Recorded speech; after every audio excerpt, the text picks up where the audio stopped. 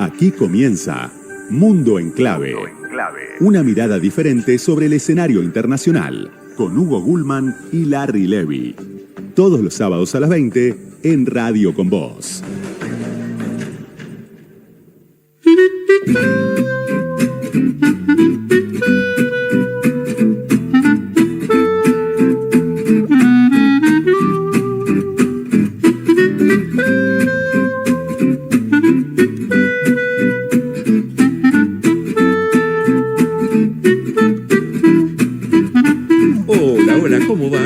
Estamos en Mundo en Clave y en este mundo que se viene jugando acá y en Estados Unidos, pero no solo por la geopolítica, también por el Mundial.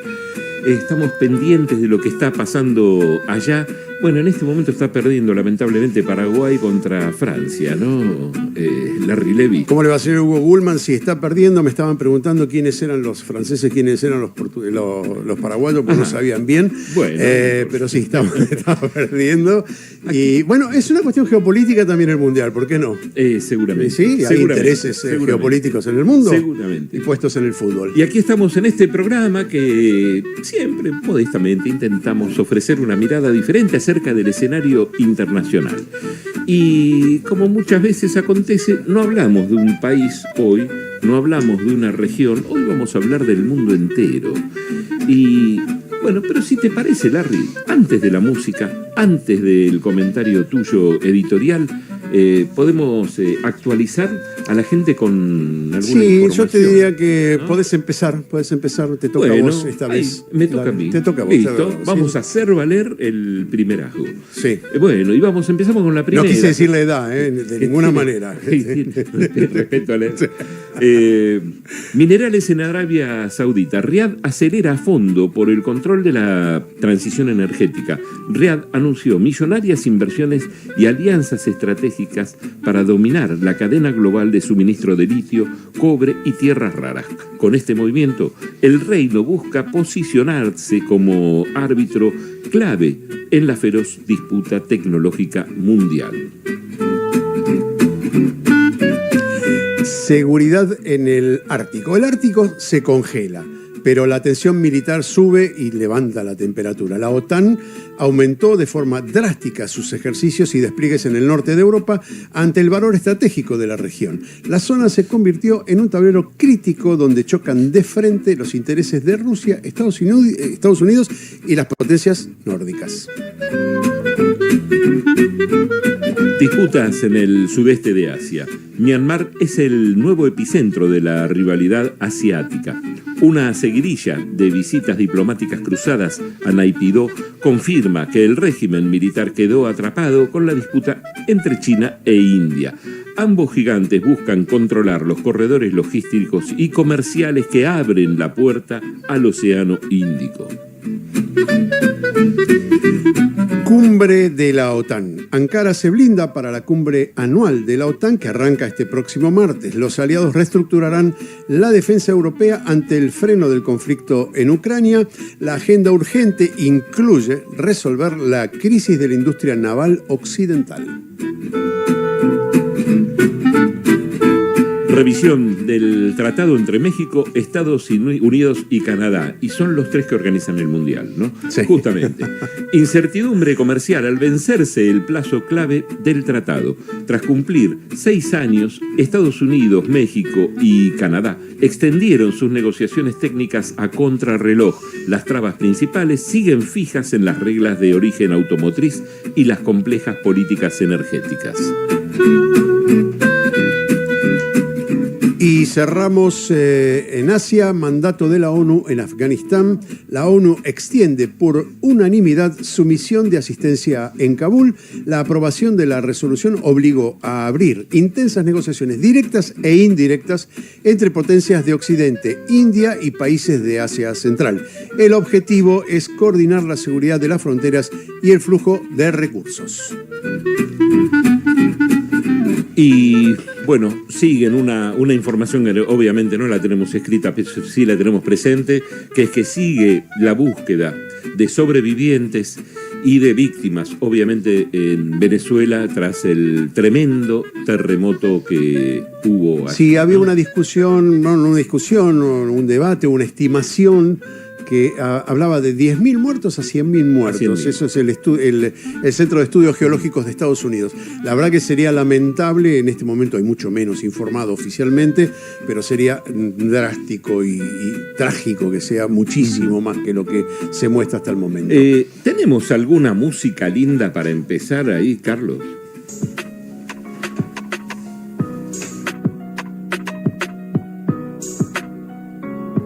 La naturaleza nunca se apresura desde abajo. Si átomo por átomo ella logra su trabajo. Y si realmente la amas, pues apreciarás el arte cuando encuentras la belleza que está oculta en todas partes. Los árboles son los esfuerzos y la lucha de la tierra para hablar con el cielo que te escucha. En plena tormenta y también hallarás calma si en cada elemento encuentras un pedacito del alma. Crece como un eucalipto el más veloz y es que es de un árbol alcanzando la altura de 33 pies en Aquí un año. estamos escuchando una música que mejor esperamos que Larry nos introduzca en el tema y nos cuente de qué vamos Pues sí, a hablar. para entenderla, ¿no? es decir, tengo que guiar en la música. No, pero el trabajo de búsqueda es interesantísimo. Bueno, cuento. La Agenda Verde dejó de ser un tema reservado para especialistas. Hoy está en boca de gobiernos, empresas, organismos internacionales, medios de comunicación y redes sociales. El mensaje parece claro. Hay que cuidar el planeta. Pero detrás de la consigna, tan razonable como necesaria, conviene preguntarse qué intereses están en juego. Incendios, sequías, inundaciones y distintos episodios de contaminación ocupan cada día la portada de los medios. Casi siempre aparecen como hechos aislados o explicados por causas inmediatas, sin detenerse demasiado en las relaciones económicas, políticas y geopolíticas, que también forman parte del problema. Por cierto, el deterioro ambiental es una realidad y exige respuestas. Sobre eso hay pocas discusiones. Lo que sí merece un debate más profundo es la forma en que esas pequeñas respuestas se diseñan y quienes terminan beneficiándose de ellas. Porque detrás de los discursos ambientales conviven intereses estratégicos, disputas de poder y negocios de magnitud.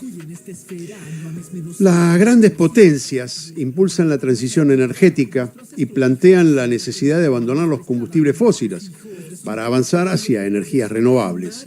Sin embargo, buena parte de los minerales críticos y de los recursos indispensables para esa transformación provienen del sur global, donde se concentran los daños sociales, ambientales y los económicos. Los mismos países que ayer construyeron su desarrollo consumiendo recursos naturales ajenos, hoy exigen nuevos estándares de sustentabilidad. Y el interrogante es inevitable. ¿Las reglas que proponen son iguales para todos o terminan imponiendo nuevas condiciones a las economías más frágiles? ¿Cómo compatibilizar la protección del ambiente con el desarrollo, el empleo, la industria y la soberanía de países como, por ejemplo, la Argentina? Son preguntas que no tienen respuestas sencillas, pero vale la pena poner sobre la mesa.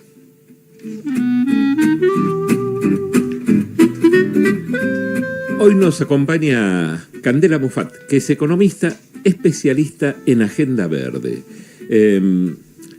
¿Podemos pensar primero? Gracias, Cande, por venir. No, por favor, gracias por invitarme.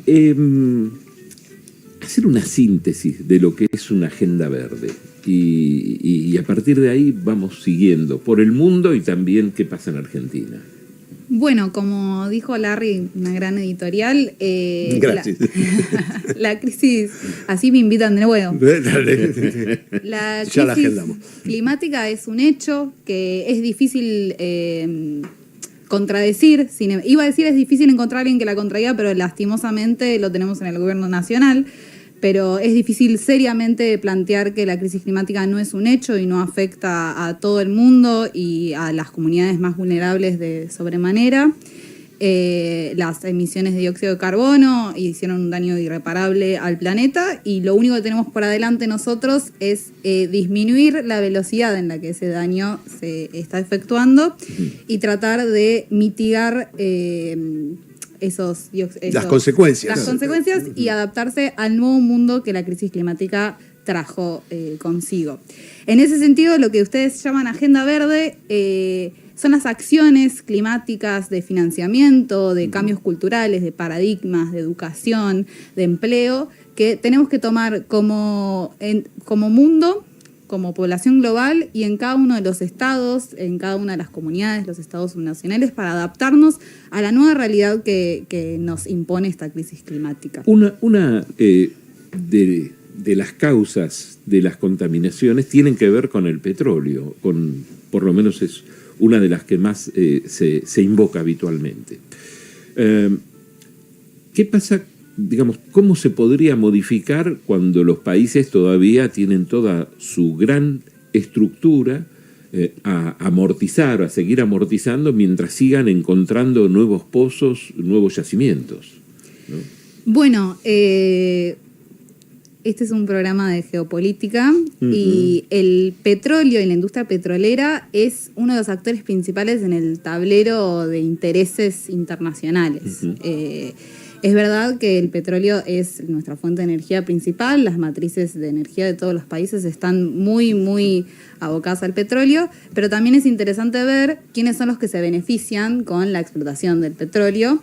No les va a parecer sorprendente encontrar que el país con mayor producción de petróleo en el mundo es Estados Unidos, y además Estados Unidos tiene atada su moneda al petróleo. Saben que el petróleo solo se puede vender en dólares.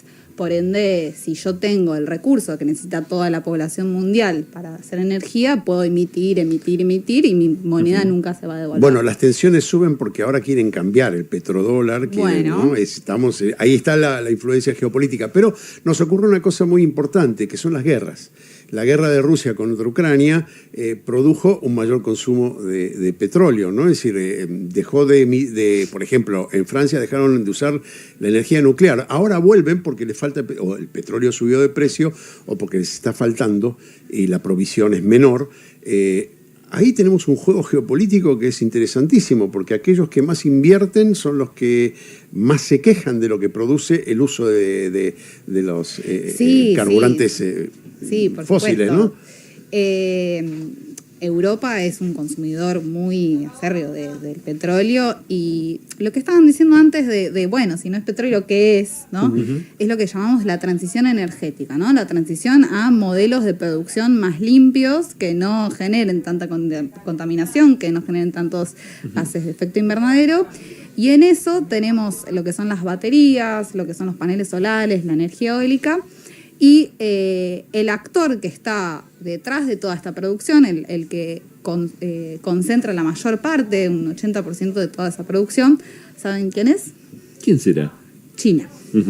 Así que tenemos en un tablero internacional totalmente bipolar, en el que tenemos a Estados Unidos de un lado, China del otro, tenemos unos que promueven la producción del petróleo y el uso de las energías térmicas de gas y petróleo, y por el otro lado tenemos a China, que se ha adelantado a lo que estábamos diciendo con la Unión Europea, que empezó a poner en agenda de todos sus partidos políticos y la sociedad la importancia que es la transición energética, y ya hace muchos años se ha dedicado a la producción masiva de este tipo de energía, con el resultado de poder controlar el mercado nuevo, ¿no? Hoy los autos eléctricos llevan baterías, como saben, y están producidas casi en un 100% en China. Vos no podés hacer un auto electrico si no pasás por la cadena de producción de China. Sí, y los chinos ya le ganan a Tesla, por ejemplo, ¿no? Sí, en la por supuesto. En China mismo, los autos de China que ellos mismos manejan, el 58% ya es de energía eléctrica o híbrida. ¿Y hay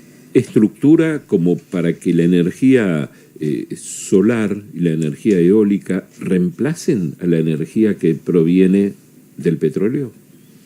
Sí, como en términos estructurales sí, o sea, son preguntas que no sé si son tanto con las cuestiones técnicas de ingeniería, sino si nosotros podemos imaginarnos una sociedad en la que reemplazamos completamente el uso del petróleo y el gas por las energías limpias. Sí. Eso implicaría que toda la industria del petróleo, que es lo que sustenta a Estados Unidos, por ejemplo, a Rusia, se desplome y que se ceda esa parte del control del mercado a China, que es el momento donde son las tensiones mayores ahora en las discusiones del clima que están sucediendo, que Estados Unidos ha retrocedido con el Acuerdo de París, que es, rápidamente lo explico, es el acuerdo que han tenido desde la ONU los países para consensuar que la crisis climática es un hecho, que hay que tomar medidas en el asunto y para bajar las emisiones de dióxido de carbono. Bueno, Estados Unidos había entrado a ese acuerdo y desde la administración de Trump, que viene prometiendo salir, hasta que efectivamente salieron de eso, lo cual hace que los acuerdos internacionales con respecto a la crisis climática decaigan un montón, y el actor principal de eso, los intereses que están detrás, es justamente el lobby petrolero y la industria del petróleo, que si nosotros hacemos la transición energética hacia fuentes de energía que no contaminen al planeta, bueno, vamos a tener gran porción del poder de Estados Unidos, el poder real económico, que va a perder su sustento mayor. Hay cierta contradicción en el tema, porque si vos producís petróleo y usás la renta del petróleo para investigar cómo cambiar el combustible a combustibles limpios, también podés seguir manteniendo el control. Es decir, hay una disputa ahí que es media como un oxímoron, ¿no? Porque investigando para este programa, en la preproducción, nos fuimos a buscar de alguna manera quiénes son los países que más invierten en el cambio climático, es decir, o en aminorar los efectos nocivos del cambio climático, y nos dimos cuenta que son los que más contaminan. No, entonces es una especie de oxímoron que tiene que ver con el poder, y ahí es donde entra la geopolítica, ¿sí? Porque posiblemente mañana dejes de ser el petróleo el elemento de cambio que domine la economía y pase a ser otra energía, que si la dominas también sos un hegemón, por llamarlo de alguna manera, ¿no? Entonces digo, hay ciertas contradicciones que son insolubles, porque finalmente es una carrera hacia nada. Y ahora se agrega, y creo que con esto vas a coincidir, la inteligencia artificial, que consume agua, que consume para refrigerar los bancos de datos, las grandes depósitos de información necesitan agua. Las cripto también. Las criptos pasan por eso, ¿no? También. Hoy se comercia cripto a través de la inteligencia artificial. Digo, hay toda una cuestión de confusión rara. Una de las cosas que más me llamó la atención, el mejor programa o el más acentuado programa de Agenda 2030 la tiene Arabia Saudita, que es uno de los mayores productores de petróleo. Entonces digo, pucha, ¿qué está pasando acá? Todo el Golfo Pérsico está invirtiendo también en el cambio del eje de producción y de energía, que es el petróleo, hacia energías alternativas. Empieza a haber una cosa ahí que es medio raro de definir, ¿no? No sé cómo desde el punto de vista de la economía y de la producción, porque esto tiene que ver con la producción, y el nuevo cambio cultural, porque antes de salir al aire estábamos hablando de eso, ¿no? Los cambios culturales que hay, si la cultura está cambiando. ¿Cómo lo evaluás como economista eso? ¿Cómo lo mensurás de alguna manera? Hay en la política y en la economía las causas son varias y los intereses están siempre en juego, y lo que dijiste es un problema muy complejo. Yo pienso, así son los problemas interesantes, sí, ¿no? Los que bien. valen la pena hablar. Yo creo que mucho... Te estás ganando la invitación al próximo programa. Yo creo que mucho de lo que son las acciones climáticas que han tomado como bandera ciertos países, que parece contradictorio, es por la legitimidad que ha tenido la discusión del cambio climático y las demandas que han tenido las sociedades y los pueblos con respecto a esto. Mucho de lo que es el financiamiento climático, nosotros tenemos un problema porque muchas veces lo llamamos greenwashing, que es que vos le das un crédito a un país para generar una acción climática, pero lo que termina pasando es que vos tuviste un crédito con esa persona y ahora te debe, y en eso se pierde la soberanía del país, a costa de que la empresa que dio el crédito o el país pueda declararse más verde, lo cual genera legitimidad sobre la sociedad, lo cual tal vez hace que emita más y contamine más, con tal de que ya mostró en la fotito de la webpage de que pudo financiar el mantenimiento de la Amazonia, algo así. Claro. Entonces, yo creo que por un lado hay muchos de esos programas que se llaman de acción climática que detrás lo que termina viendo es especulación financiera y formas de sometimiento a través de deuda a países y a poblaciones y comunidades que no se pueden defender de esa situación. Vulnerables, digamos. Vulnerable, sí. Y es un poco una lavada de cara. Por otro lado, la crisis climática es real, entonces hay que tomar medidas fuertes y también hay algo que empuja a la sociedad civil a demandar eso. Y a los países a tomarlo. Y yo no quiero dejar de resaltar la importancia económica que tiene, es una oportunidad histórica para hegemonías que están disputándose poder alcanzar un nuevo mercado que genere un monopolio sobre la población. Yo creo que es muy interesante para los bloques que puedan desarrollarse con las tierras raras y con el litio, que son otro jugador, otro insumo que empieza a jugar como recurso, que China agarre ese y empieza a explotarlo para hacer el monopolio de la energía del futuro. Lo que estás diciendo de la inteligencia artificial y el mundo digital, y hay un montón de consumos que nosotros tenemos ahora que no teníamos hace 100 años, que hacen que se empiece a demandar cada vez más la energía y que el problema de déficit energético sea totalmente inviable para cualquier sociedad. Ahora, hay otros factores también que integran la agenda verde, no sé, estoy pensando, bueno, obviamente el agua, no sé, el reciclado de papel, por ejemplo, me imagino también, porque estaba leyendo que por ahí una tonelada de papel insume 17 árboles, ¿no? Entonces uno dice, bueno, pero ¿cuántos miles de toneladas se consumen de papel? ¿Cuántos árboles estamos podando justamente para eso? Pensaba también en el tema de la alimentación, la pobreza, la soberanía alimentaria, cómo se relaciona, ¿no? Si uno pudiera establecer, no digo un orden, pero por ahí sí podemos desmenuzar algunas de estas cosas, ¿no? No sé si le darías un orden de importancia, más que nada el petróleo, después sigue esto, lo otro. Es muy interesante la pregunta porque lleva a un problema que tenemos nosotros, los pueblos del sur del mundo, que nosotros desde el ambientalismo popular lo decimos muy en claro, que las discusiones de mitigación, que son las que estamos hablando ahora, de transición energética, de bajar la cantidad de dióxido de carbono que se emite, de cambiar el modelo de producción, son discusiones que deberían embanderarse el norte global porque son los grandes emisores y los grandes contaminantes del mundo. Lo que nos toca a nosotros y los que nos es de nuestro interés son las acciones de adaptación al cambio climático que estuvimos hablando al principio, que es imparable, la crisis climática es un hecho y avanza sobre nuestras sociedades y el clima ha cambiado para peor en muchos casos.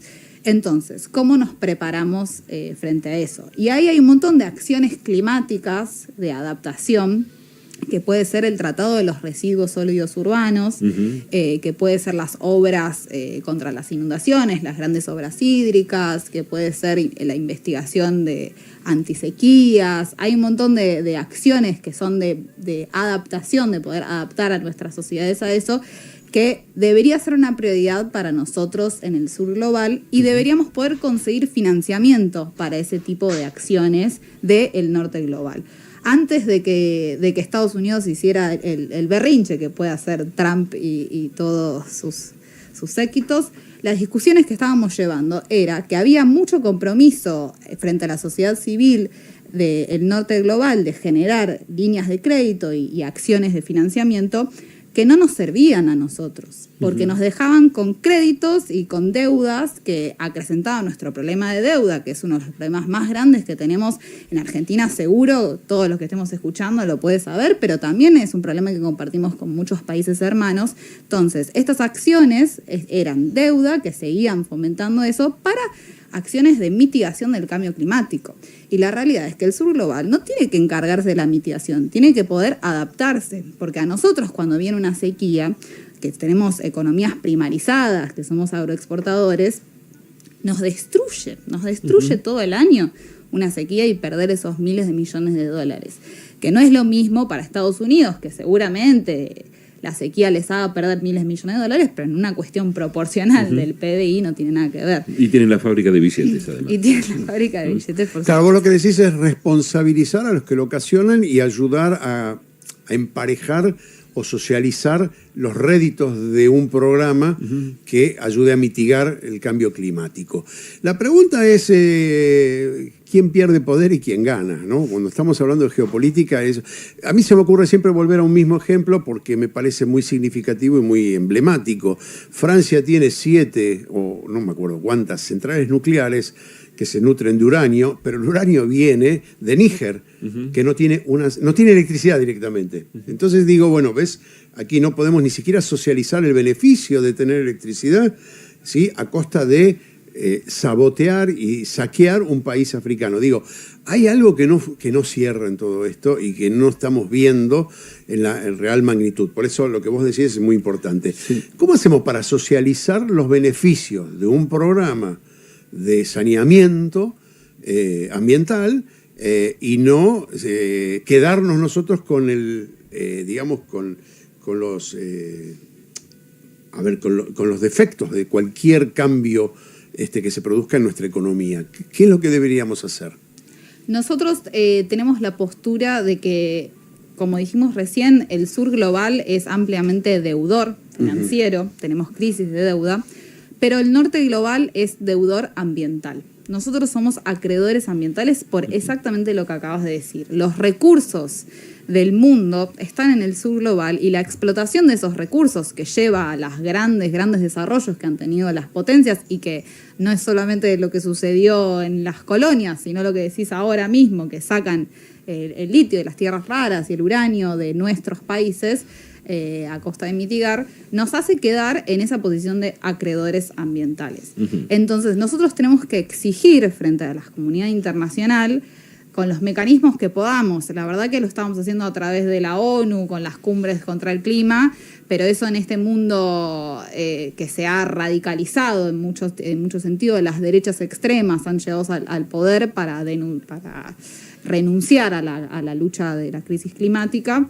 Es más difícil, pero no nos puede dejar a nosotros sin denunciar estas situaciones y sin exigirle a los gobiernos que sienten cabeza. Hoy Argentina, por ejemplo, ha abandonado su agenda ambiental por completo, lo cual nos deja a nosotros muy vulnerables, porque no podemos salir a pedir esos financiamientos, a exigir esos financiamientos que uno muchas veces dice, bueno, y estamos abandonando otra cosa muy importante, que es la tecnología, ¿no? Sí, la investigación, que es lo que de alguna manera también podría salir a competir. El caso del CAREM, que es el módulo de energía nuclear, se está desactivando. Una cosa que podría compensar de alguna manera el desequilibrio del que estamos hablando, ¿no? Nosotros, por ejemplo, ahora tenemos una desinversión atroz en ciencia y tecnología, lo cual nos hace, tiene problemas de muchas formas, ¿no? Se ha tenido los despedidos en el CENEA también, tiene muchísimos problemas, pero nos hace un país más débil, nos hace una economía débil que no se puede plantar frente a las potencias mundiales a tener esas exigencias. A la vez, pregunto, porque uno habla de lo colectivo y en un contexto como el que vivimos particularmente aquí y no solamente aquí, el mundo en general, como está en este momento, el camino que ha tomado, ¿no? Pero puede haber, qué sé yo, personajes sueltos que desde una intendencia, desde algún lugar específico, produzca un cambio y que por ahí promueva, bueno, en este municipio hacemos un tratamiento determinado de la basura, promovemos tal cosa, tal otra. ¿Hay caminos alternativos independientes dentro de los diferentes municipios? Sí, no, definitivamente y... Por ahí parece una pregunta para un mundo feliz de Aldous Huxley esto, ¿no? Pero... No, es una pregunta que lleva muy a un plano terrenal que yo creo que es al que tenemos que dirigir nuestros esfuerzos, porque muchas veces lo que nos pasa a los académicos, a las personas que estudian estos temas, es que quedamos hablando en las grandes matrices económicas, las hegemonías, la geopolítica, y muchas veces hay acciones muy concretas que podemos hacer en nuestras comunidades que le cambian la vida. Los arroyos de la provincia de Buenos Aires, por ejemplo, están totalmente contaminados de basura que genera el mismo barrio, no es que es la petrolera que tiró la basura. Entonces, poder hacer un tratamiento de los residuos sólidos urbanos, a esa comunidad le vas a mejorar la vida de una forma que es muy difícil además para los estados nacionales lograr eso también. Yo creo que hay que reivindicar mucho las acciones que se pueden hacer desde los estados subnacionales, desde las comunidades, desde los barrios, que también son acciones climáticas y también son formas de luchar contra. Pero necesitamos el estímulo estatal para hacer eso. No, porque, sin duda, porque... Vamos a la pausa. Eso, pero yo quiero dejar para después de la pausa, porque hiciste una pregunta tan puntual, es si podemos saber cuáles son los proyectos a nivel internacional más interesantes que estén relacionados con esto de conservar el ambiente, de una agenda verde que sirva, que sea posible, que no sea onerosa, que sea factible de encarar a nivel mundial, digo, con las limitaciones que pueda haber y con los intereses que pueda haber. Ahora sí, bueno, vamos a la pausa, dejemos el tema pendiente, ¿sí? Vamos. Dale. Enseguida volvemos con más Mundo en Clave, en Radio con Vos. Donde estés, en todos lados, donde quieras. En YouTube, en el auto, en el celu, en vivo, on demand. Los periodistas que querés ver y escuchar. Vos. Seguimos con otra vuelta al Mundo en Clave, en Radio con Vos. Puedes vivir en el paraíso.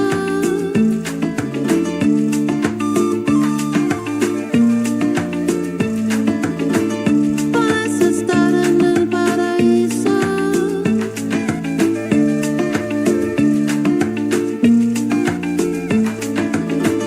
Y no darte cuenta, y no darte cuenta, y no darte cuenta a tiempo.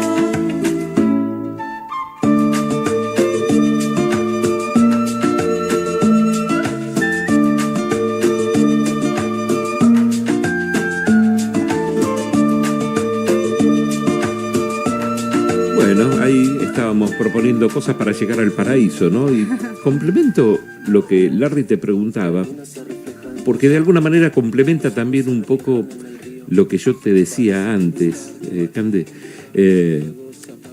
Hace unos años tuve una posibilidad hermosísima de visitar varias de las Islas Galápagos, ¿no?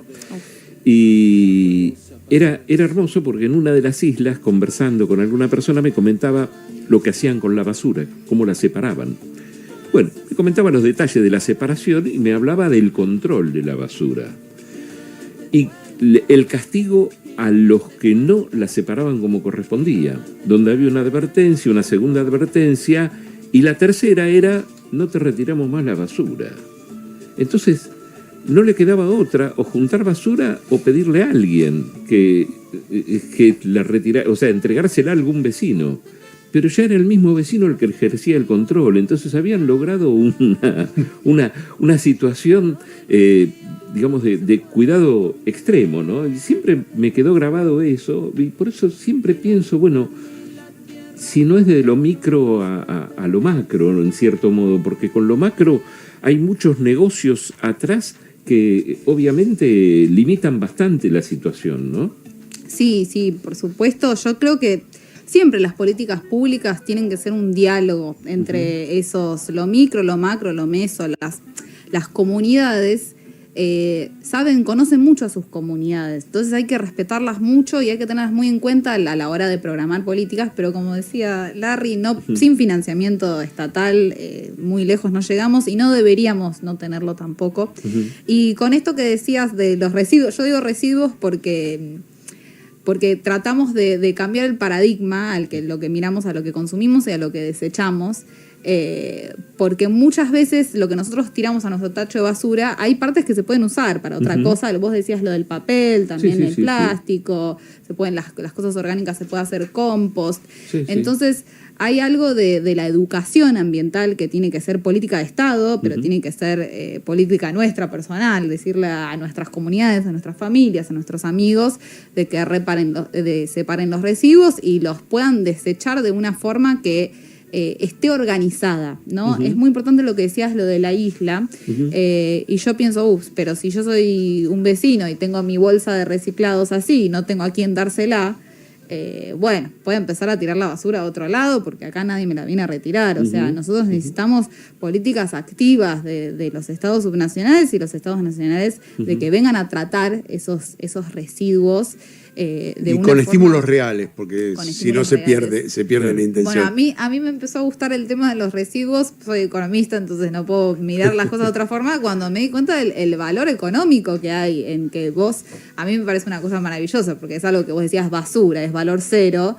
Si vos la volvés a tratar, la separás y de repente la volvés a meter en un esquema de producción, bueno, pasaste de tener valor cero a tener algo de valor, que son lo que hacen los recicladores urbanos, que muchas veces lo llamamos con los cartoneros, agarran todos esos residuos que nosotros tenemos y los convierten en algo de valor. Bueno, eso podría ser una política estatal y podría tener una escala de magnitud mucho más grande.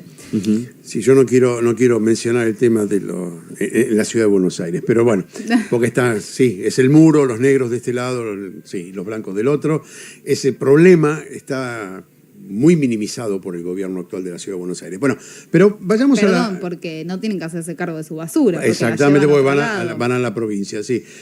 Pero vuelvo a la pregunta que yo hice, porque vamos de lo chiquito a lo más grande. ¿Cuáles son, desde tu punto de vista, los mejores proyectos o los más significativos a nivel mundial? ¿Sí?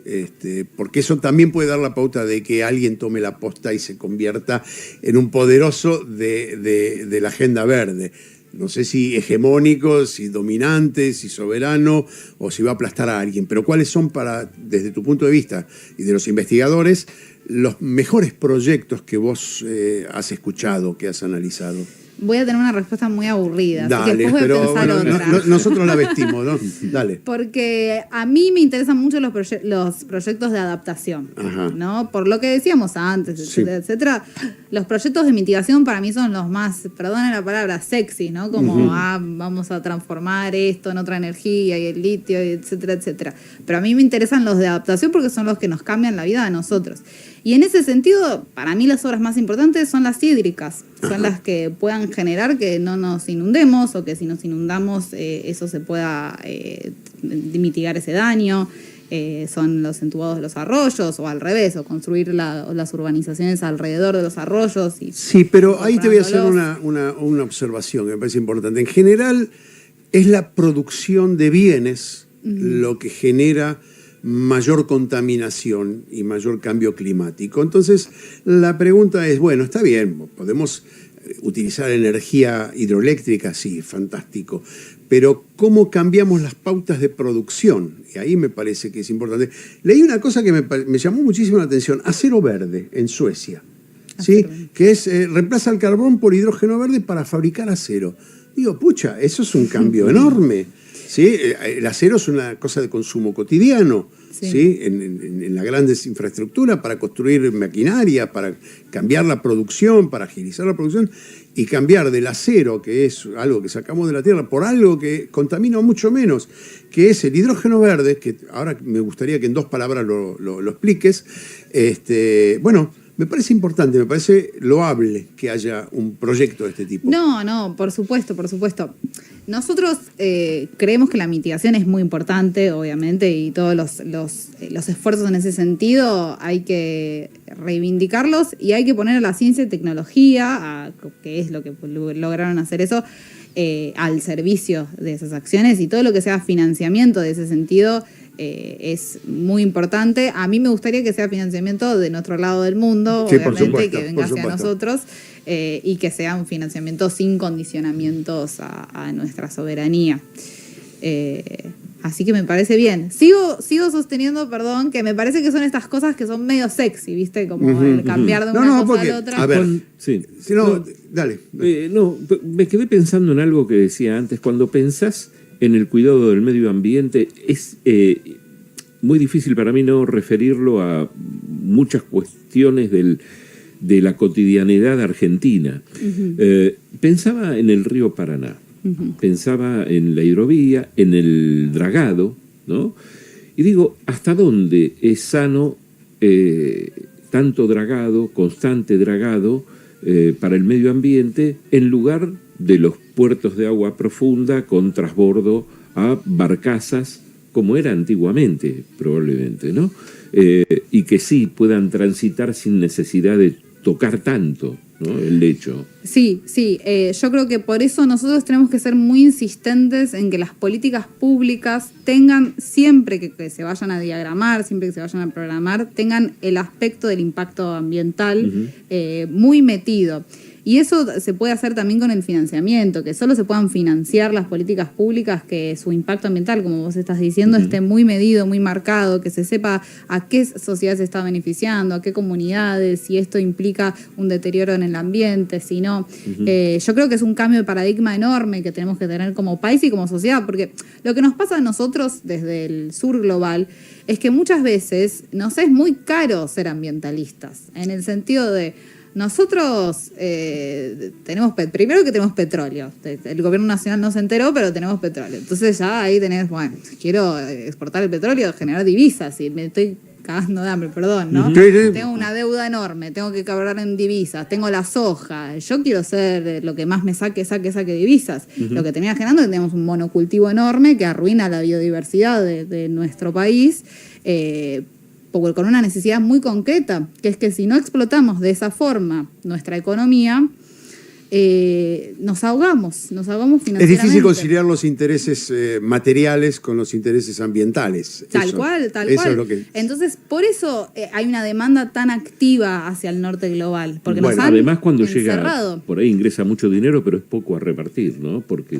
queda en muy pocas manos, ¿no?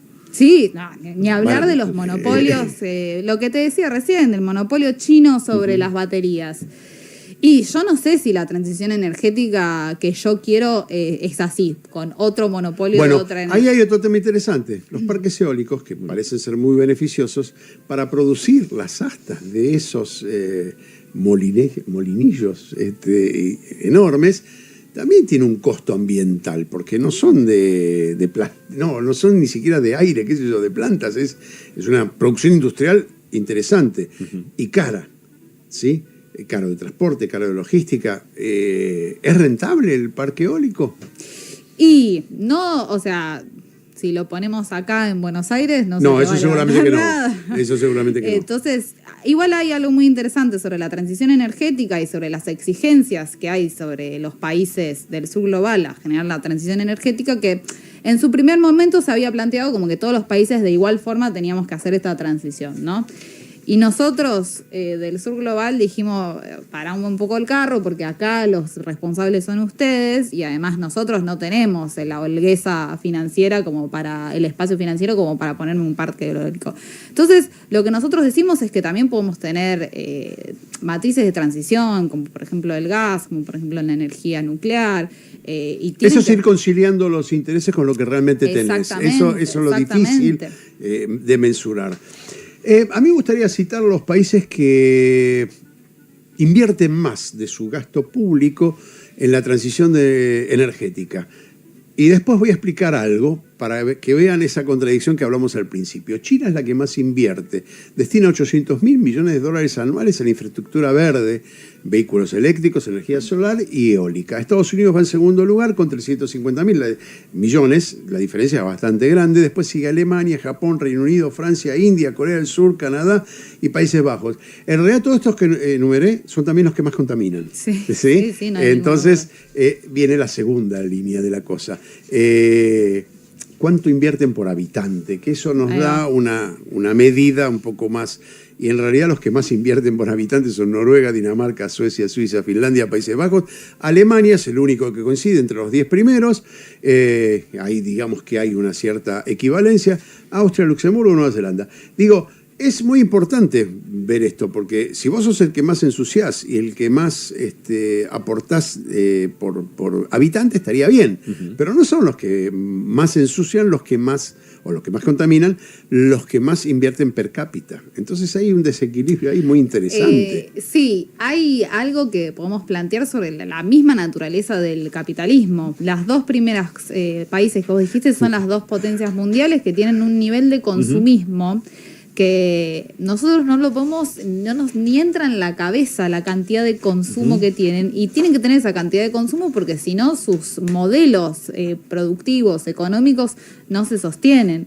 Por algo son potencias mundiales, necesitan esa reproducción del capital constante para llegar a esos niveles, y es totalmente inviable con un mundo y un ambiente sano sostener esos niveles de consumo como los sostienen. Igual como dice Serrat, van a cagar a casa de otra gente siempre, Por ¿no? supuesto.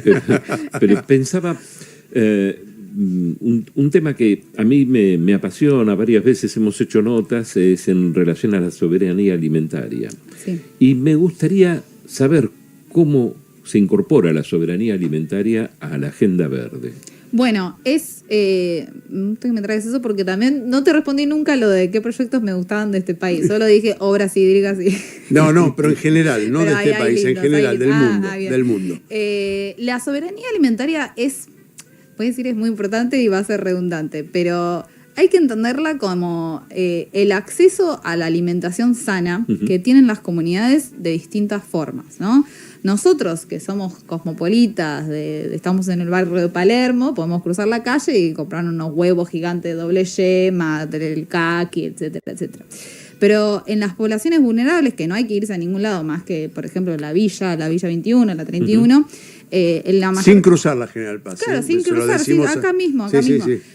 La alimentación mayormente viene de carbohidratos ultraprocesados, como pueden ser los fideos, la harina, las cosas que son fáciles y baratas y alimentos no perecederos. Entonces, el acceso a la alimentación sana también es un problema ambiental, porque viene justamente del modelo monocultivista que tiene este país alrededor de la soja. Somos un país granero que tiene a su población con problemas tanto de trastornos alimenticios como de obesidad, que es un trastorno alimenticio, que no se puede explicar que en este país se coma mal. Si Bueno, somos el pero granero del mira qué mundo. curioso, hablaste de la obesidad como uno de los factores. En Estados Unidos pasa lo mismo. No, sí, porque entonces es un también modelo- tienen problemas de culturales con respecto a la Porque es la poner comida. el ambiente y el poder que tiene la tierra de producir alimento no a favor de la nutrición y la alimentación sana, sino a un modelo de producción. Pero además desde lo económico mismo, muchas veces se consume muy lejos de donde se produce, Por supuesto, ¿no? sí. Y me parece que también eso va en contra del consumidor justamente, ¿no? Sí. Sí, obviamente Bueno, es triste porque de donde se producen las frutas y verduras se manda toda a la capital federal y después vuelve a los pueblos donde se producen. Sí, señor. Entonces es una cuestión, es una ineficiencia total del sistema de producción y sistema ambiental, de que el tomate más fresco lo va a comer alguien, nosotros, de Recoleta, y no lo va a comer la persona que lo cosechó. Entonces hay unas prioridades mal puestas en términos de alimentación, que están puestas a la exportación, están puestas a la reproducción del capital. Hay que una va a mano de simetría pocos. absoluta, en lo que respecta a producción, consumo y distribución. Sí. Toda esa cadena está, teñida de intereses económicos que son difíciles de controlar, y cuando les pones control saltan, gritan y te desafían. Vuelvo a esa pregunta que te hice porque me parece importante. ¿Cuál es el proyecto, digamos, de Agenda Verde, que favorece la Agenda Verde a nivel mundial, que te parece más sorprendente? Te lo planteo en estos términos. O si querés, te reduzco y te digo, ¿qué país es el que tiene más inventiva para resolver el problema de Voy a la dar agenda? una respuesta que se agarra mucho a lo que sí es sorprendente, que es China. Ujú. China tiene hace varios años, vieron que ellos programan su economía en sus planes quinquenales, tienen una cosa que a nosotros argentinos no nos cabe en la cabeza cómo lo pueden lograr, pero lo logran. Y hace varios años que han decidido que la agenda ambiental va a ser bandera nacional. Y en ese sentido, ellos ya tenían un programa que le dicen el nuevo camino de seda, un programa que... La ruta de la seda. La sí. ruta de la seda, exacto. Que lo que China tiene mucho ejercicio de lo que se llama soft power, poder blando, que no es el poder militar de Estados Unidos que te pone bases militares, etcétera, etcétera, sino que te hace acuerdos, te regala cosas, se mete... No regala nada, y está bien que no regale nada, pero te cambia y te da posibilidades también de crecer vos, ¿no? Es decir, No, uno tal puede cual, estar a tal favor cual. o en Uno contra. tiene que ser inteligente. Uno tiene que tener sus intereses bien claros, no renunciar a la soberanía, pero si te está viniendo China con su financiamiento, lo tenés que agarrar. Mirando los condicionamientos. Bueno, entonces China... Sobre todo si trae inversiones importantes como puertos o como vías férreas. O las Tal hidroeléctricas que en el Tal sur cual. estaban por financiar. Entonces China al principio su objetivo era tener un camino de infraestructuras hacia China, de todo el mundo hacia China, y eso lo ha cambiado por un camino verde. ¿Qué significa esto? Que está invirtiendo muchísimo en todo lo que es, lo decías vos mismos, el que más invierte y por un orden de magnitud me parece. Sí. En todo lo que es la energía limpia, los parques solares, los paneles solares, los parques eólicos, las baterías, etcétera, etcétera. A mí me parece sorprendente porque es una genialidad, es poner la nueva agenda de este mundo para consolidar una hegemonía. Porque no es una cuestión ideológica para China, obviamente. Chinos Tampoco te tienen su pide ideología. que te identifiques directamente con el sistema. No, por supuesto. Es una cuestión de bajar al petróleo. De hecho, hace un par de años ya China prohibió que de China salga financiamiento hacia todo lo que tenga que ver con combustible de petróleo. Entonces, es una jugada económica con la agenda verde de motor, lo cual te muestra la importancia que es las discusiones ambientales y las discusiones de financiamiento climático, cómo están ahí en el teatro de la Hay un economía mundial. detalle muy interesante. Arabia Saudita está proyectando ciudades lineales como una forma de generar menores costos de convivencia, una convivencia más limpia y energía solar porque les sobra, ¿no? Es decir, el desierto. Claro.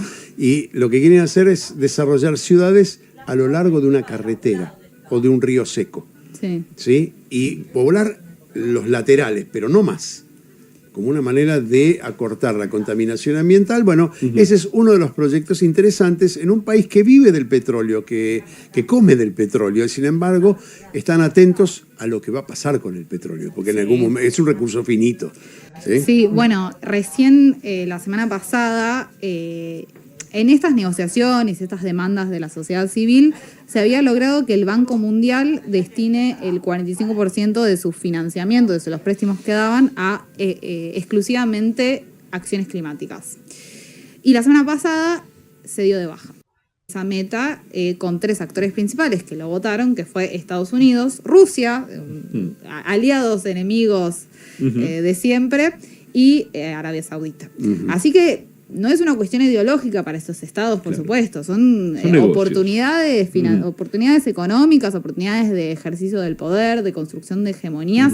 Por eso nosotros desde el sur global tenemos que exigir que eso nos sirva a nosotros, porque no lo están haciendo por el planeta, lo están haciendo porque ven oportunidades que tienen que tirar y aflojar. Es muy difícil vivir vivir de la música, pero es imposible vivir sin un poquito de música, ¿no? Así que ahí vamos.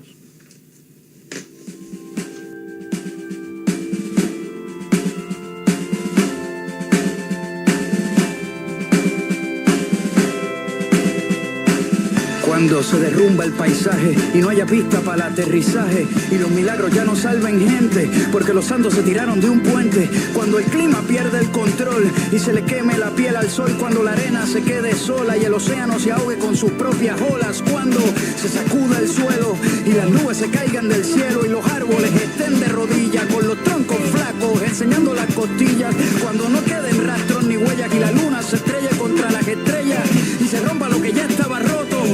Aquí estaremos nosotros.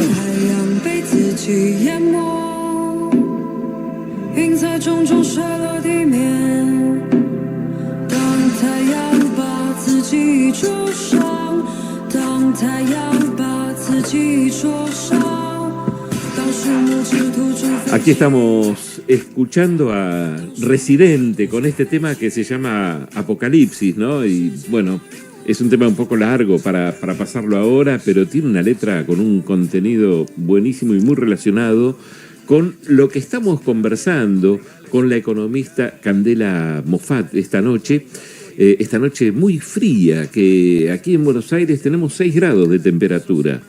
Pero bueno, aquí estamos. Con toda ropa térmica, el ¿no? calentamiento global. Sí, no lo representa hoy.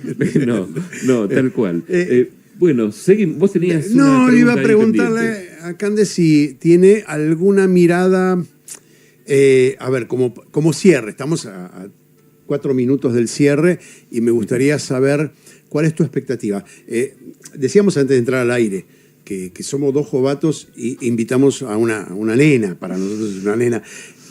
Y la mirada de expectativa, la mirada de esperanza, la mirada de que nosotros no tenemos, ¿viste? Porque, a ver, después de haber cursado nuestra vida, hoy nos sentimos bastante desamparados y con cierta angustia de no entender el futuro. Vemos que son muchas las cosas que confluyen, el cambio cultural es uno de ellos, el cambio político para nosotros. ¿Cómo está visto desde el lado de ustedes, los jóvenes, con respecto a esto del cambio climático, el futuro tecnológico, el futuro, digamos, de la Tierra? Parece una pregunta media tonta, pero es realmente preguntarse qué va a pasar con nuestro medio ambiente. Yo creo que es la pregunta que está en la cabeza de todas las personas y especialmente los jóvenes que nos tocó crecer. Yo tengo 28 años, ¿no? Entonces puedo hablar de mi generación, tal vez. Pero nos tocó crecer con expectativas de un mundo al que no estamos llegando, ¿no? Expectativas de trabajos estables, de una oficina, de casarse, tener hijos, de tener tu propia casa, tu auto, etcétera, etcétera. Que en términos económicos se destruyeron esas posibilidades hoy en día a nivel Argentina sin dudas, pero a nivel mundial también, con el teletrabajo, con las relocalizaciones, con la incertidumbre que genera la crisis climática. Está funcionando como ribotril para nosotros, te lo aclaro. Sí, nos está calmando. Puedo hablar más enojada como hace el presidente. Pero, y yo creo que a mi generación y a los jóvenes nos toca estudiar sin saber si va a servir tu título, estudiar sin saber si va a servir de algo, si vas a conseguir trabajo, si va a haber planeta, si va a haber agua. Tengo muchos amigos que hacen el chiste de cuando seamos grandes, no va a haber planeta en 50 años. Bueno, es un poco fuerte, pero yo tal vez estoy influenciada por las pantallas con las 3 estrellas, pero yo elijo creer en la organización, elijo creer en las personas, en los pueblos, en las comunidades. Si está en boca de todos nosotros es porque hay un consenso, hay discusiones que se van saltando de a poco, hay exigencias, hay avances, aunque no lo parezca, que podamos estar acá charlando de eso, es un avance que tal vez no veíamos hace un par de años. Y yo creo que la demanda de los pueblos termina venciendo a los poderes concentrados y a los intereses, o al menos va aflojando la balanza un poco y sacándonos este peso encima. Yo tengo mucha fe en la organización popular y en la organización de los jóvenes y también de los no tan jóvenes. Me parece, hablábamos antes que esa incertidumbre que tenés vos la compartís con nosotros. Estamos todos en este barco de incertidumbre. Claro, pero me quedan menos recursos que ustedes. Tengo 3 saludos antes de despedir a Candela y despedirnos nosotros. 3 saludos. Uno es para Nora de Avellaneda, que dice que nos sigue siempre y que le gusta no solamente los temas que tratamos, sino también como la música con la que acompañamos los temas. Otro saludo de Beto de Liniers, que también es un colega que está en otra radio, está en La Patriada también los sábados y que nos está mandando saludos. Y otro colega, mira cuántos colegas nos miran, que está en esta misma radio los viernes a las 11 de la noche, es Gustavo Cano con Un País en Serio, ese programa impresionante, donde siempre toca... Con Adriana Sardín, otra amiga nuestra. Con Adriana Sardín, que siempre toca temas muy interesantes, con invitados muy interesantes. También está ahí prendido en YouTube, a través de YouTube, viéndonos. Así que, bueno, nos vamos despidiendo, Larry, con sí, los yo de alguna manera quería... correspondientes. Sí, eso te lo dejo a vos. Sí, vos bueno, vamos con... Yo lo que quería decir es solo una cosa, ir cerrando el programa diciendo que, como dijo ella, me parece importante, si estamos tratando estos temas acá, si generamos preguntas más que respuestas, porque las respuestas pueden ser amañadas, pero las preguntas son sinceras. Si generamos con este programa en el ámbito de la geopolítica, más preguntas que respuestas, bueno, hemos cumplido alguna función. A mí me parece que es importante que nos preguntemos qué pasa en el mundo para entender, porque si no, de otra manera nos cuesta entender. Hay otras culturas, otra forma de mirar las cosas. Últimamente lo que decimos hay que mirar hacia Asia, y quizás sea también el futuro de una organización social diferente, pero bueno, es eso, más preguntas que respuestas. Carlos Rodríguez en los controles, como todas las semanas, muchísimas gracias, Carlos. Alejandro Barredo en el control de streaming. Toda la gente, bueno, gracias a Radio Con Voz que nos cobija cada semana, les recordamos y les pedimos que se enganchen a través de Mundo en Clave, tanto en Instagram como en YouTube, el pulgar para arriba, el dedito, bueno, todos los clics posibles para colaborar siempre ayudan a los algoritmos y nos viene muy bien.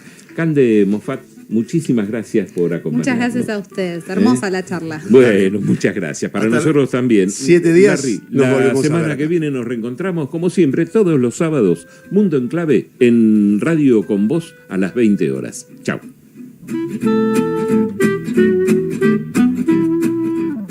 Hasta acá, una pieza más del rompecabezas global. El próximo sábado a las 20 seguimos leyendo El Mundo en Clave en Radio Con Voz.